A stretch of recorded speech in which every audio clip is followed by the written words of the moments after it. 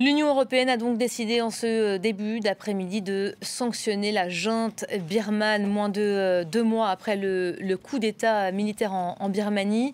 Les ministres européens des Affaires étrangères sont actuellement réunis à Bruxelles pour tenter de faire pression sur les militaires birmans. On va retrouver tout de suite en direct de Bruxelles notre correspondante Alix Le Bourdon. Alix, bonjour. On a appris il y a quelques instants que 10 des plus hauts gradés des forces armées birmane ainsi que le chef de la junte étaient donc ciblés désormais par des sanctions.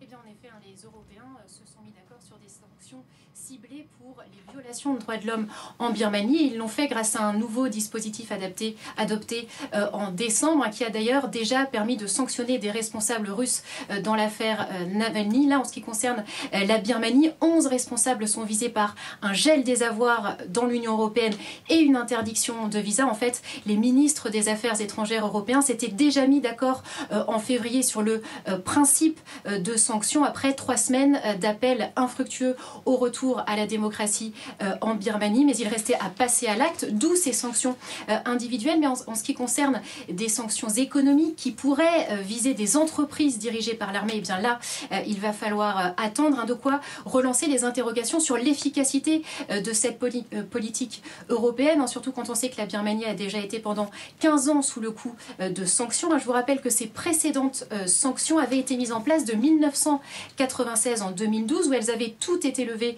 sauf l'embargo sur les armes. Elles étaient massives puisqu'elles touchaient 500 personnalités et 800 entreprises liées au régime militaire de l'époque. Mais les échanges commerciaux n'avaient pas été suspendus, ce qui avait fait dire à plusieurs observateurs que ces sanctions n'avaient pas permis d'isoler les dirigeants de la junte de l'époque.